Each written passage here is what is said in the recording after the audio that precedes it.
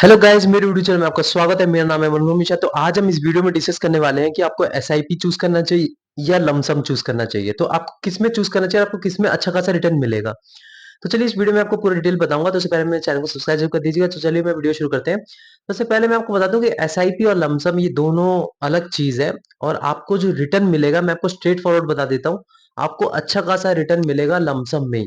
लेकिन इसमें कंडीशन ये है कि अगर आपके पास टाइम फ्रेम 7 से 10 साल का है तो आपको एसआईपी से ज्यादा रिटर्न लमसम में ही मिलेगा। लेकिन अगर आपके पास टाइम फ्रेम कम है तो टाइम फ्रेम कम मतलब आपके पास 2 साल है, 3 साल है, 1 साल है, तो आप तब एसआईपी ही चूज करिए। तब आपको ठीक ठाक रिटर्न मिलता है। आप एक साथ बर्डन भी फील नहीं कर पाते। मतलब जैसे कि मान लीजिए आपने एक साथ लमसम पैसा कर दिया और आप डर के मारे 2 से 3 साल तक आपका पैसा मार्केट डाउन रहा तो आपको बहुत ही तकलीफ होगी। तो उस चक्कर में अगर आपको लमसम करना है, मतलब आप सोच रहे हैं कि मुझे लमसम करना है, तो आपको मार्केट ट्रैक करने की कोई जरूरत नहीं है। अगर आपके पास 7 साल का टाइम है, 7 से 10 साल का, आप इमीडिएटली आप मतलब लमसम कर सकते हैं ठीक ठाक म्यूचुअल फंड चूज करके कोई भी कैटेगरी से, लार्ज कैप, स्मॉल कैप या मिड कैप में, अगर आपके पास टाइम फ्रेम 7 से 10 साल का है। लेकिन अगर आपके पास टाइम फ्रेम कम है तो आप एसआईपी चूज करिए। लेकिन सबसे बड़ा टिप मैं आपको इस वीडियो में देता हूं। अगर आपको लमसम और एसआईपी दोनों करेंगे ना तो आप अल्फा अच्छा खासा जनरेट कर पाएंगे और बहुत ही सेफ चल सकते हैं। कैसे, मैं आपको बताता हूँ।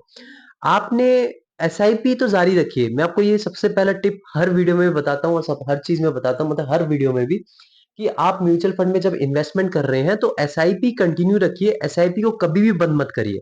ठीक है, चाहे कोई भी कंडीशन आ जाए। अभी रिसेंटली एक न्यूज आई थी, आपने सुना था कि यार, मतलब स्ट्रेस टेस्टिंग हुई थी और फिर फाइनेंशियल मंथ था इस ईयर का, तो बहुत सारे लोगों ने पैसे विड्रॉल करने लगे थे। और इंडिया में मैं आपको अभी प्रॉब्लम बता रहा हूँ कि 90 से 95% इन्वेस्टर शॉर्ट टर्म इन्वेस्टर है, कोई लॉन्ग टर्म इन्वेस्टर है नहीं।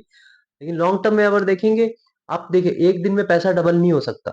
आपको एक दिन के पैसे में डबल में आप इन्वेस्टमेंट कर रहे हैं यहाँ पे, तो एक दिन में पैसा डबल वाला आप सट्टा नहीं लगा रहे। सट्टा इसलिए होता ही नहीं है चीज। तो आपको टाइम देना पड़ेगा। तो इसीलिए आप लमसम करिए जब आपके पास टाइम फ्रेम है 7 से 10 साल। अगर एसआईपी जारी रखिए।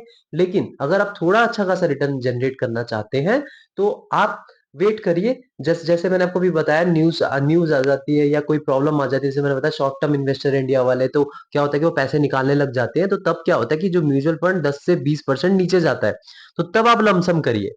तो उसमें क्या होता है कि आपको थोड़ा अल्फा एक्स्ट्रा खासा जनरेट कर पाते हैं। वेट करिए, लमसम तभी करिए जब आपका म्यूचुअल फंड 10 से 20% तक नीचे जाए। और मैं आपको बता रहा हूँ, म्यूचुअल फंड में 10 से 20% नीचे जाना बहुत ज्यादा होता है आज कंपेयर टू स्टॉक्स।